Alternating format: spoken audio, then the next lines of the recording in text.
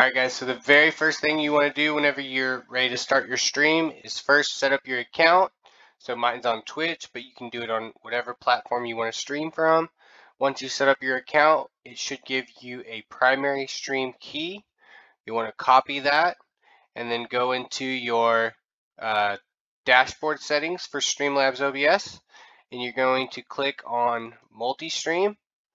This is where you'll be able to connect the platform that you wish to stream on and into Streamlabs so that it will live feed your captured audio and gameplay and everything else to that site. So make sure you set that up first, and then we'll dive into the next things that you need to set up your stream.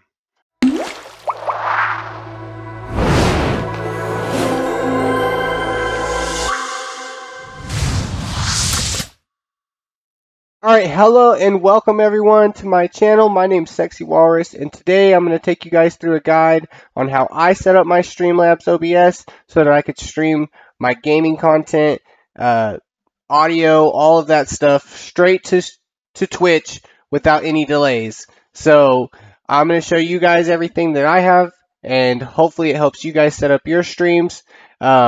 There's going to be more videos that will show us how to do more stuff on here, but for now this video is going to cover mainly the basics and some additional things that could make your stream look just slightly better. So come on, let's check it out, see what you guys think, and let me know in the comments below if this video was helpful. Alright everybody, so welcome. I recently lost all of my gameplay stream scene, and this is the scene that I'll use to help myself stream my gaming content of what I'm playing, the chat with my friends, music, new follow alerts, new subscriptions, my webcam. All of that plays into this one stream component on this scene. So I'm going to reset this up because I've lost everything. At first I was upset about it, but I took it as a great experience to get to show everyone else that hasn't done this, or that has and just needs a refresher course on how to do it all. So the first thing we want to do is we want to have a gameplay stream over here on the left side. These are your different scenes, so we want to set this up, and you can name it something else if you want, but that's just what I chose to name it. Once you have that selected, you're going to choose Add New Source. The very first one I'm going to start with is the game capture. This is a cool feature that Streamlabs OBS has where it will automatically capture your game. So I'll just rename this one Gameplay, and here you can see it gives me some options. I'm going to just leave it as it is for now, and we'll just leave that there. Now this is going to leave this on because it's always looking for a game to play. So in the meantime, we'll just hide this. Let's go. One thing I forgot to mention to the gameplay screen. So if your screen comes in and it's way too big, it just kind of hangs off the screen, something like this, and you need to get it back, you can just right click, transform, and then fit to screen. This will put it right where it needs to be. And add the next thing. This will be, let's go ahead and add my camera. So we want to go to General. We have Video Capture Device right here.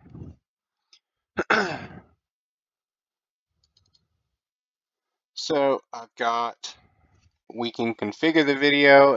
I've already kind of done this earlier, so I think it saves some of the settings, but if you click Configure Video, you'll see it opens another tab down here. And so here we go, we've got the different video settings that you can mess with. Usually I just come in here and change up the zoom. Alright, so we've got my camera over here. So now we're going to add some more stuff. So the next thing I want to add is my audio input capture. This is just going to be my mic. I'm going to leave all its settings as they come. You can always test your audio and play around with it to see what sounds best for you. I'm going to turn this down a little bit.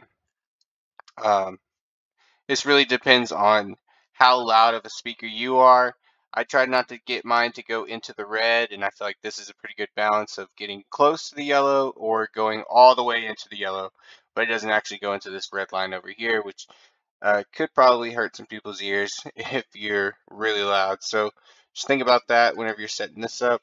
The next thing I'm going to do is set up my audio output capture. So this is going to capture all my desktop audio, my gameplay, everything like that. So we're going to say this is gameplay, sounds, and more. Now I've got this, and we're going to choose the device. Is going to be my Razer Kraken Ultimate headset. We'll exit this. I actually forgot to change that on my microphone. So device, Razer Kraken Ultimate. Same device that you use for your headset to talk is the same device you're going to hear everything. So you want to select both, and that's how the audio will come into play. The next thing we're going to add is going to be our alerts. Right. So we click alert box. We're going to click add source. I've already got one here. Let's see if we can add. This one's already set up, but let's just see what settings I use. So we don't want the game or any of the game sounds or anything to be louder than us, okay? We're mainly here for them to hear us and understand us, entertain them with us speaking, and the gameplay is the background of what we're showing them of our entertainment. It's just a tool that we're using to be entertaining content creators. So think about that as well. That's how I feel about it. You can have a different opinion. Take that however you will, but that's my opinion on it. There's more areas to set up these alert boxes. So where you would go is, I believe it's the dashboard. Once you open the dashboard, it'll look something like this. You go to alert boxes.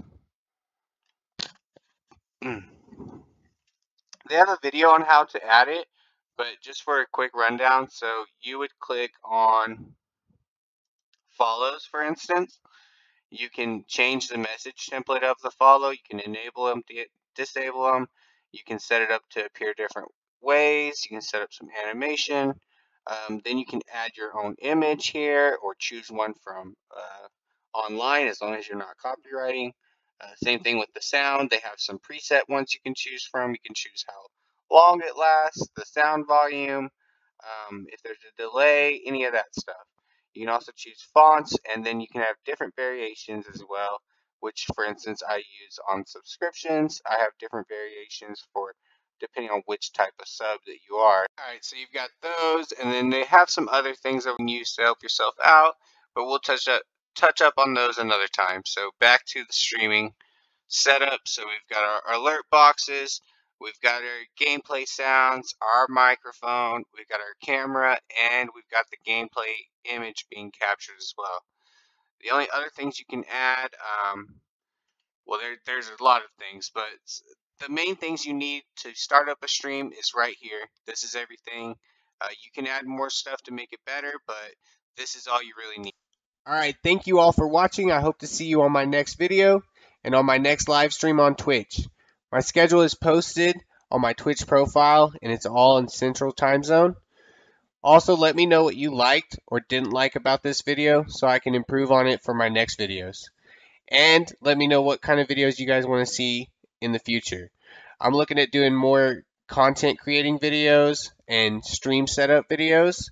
And then I'm also going to be looking into doing some basic gameplay tips for Rocket League.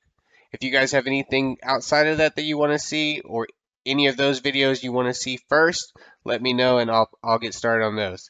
Thank you guys for watching, and I'll see you guys next time.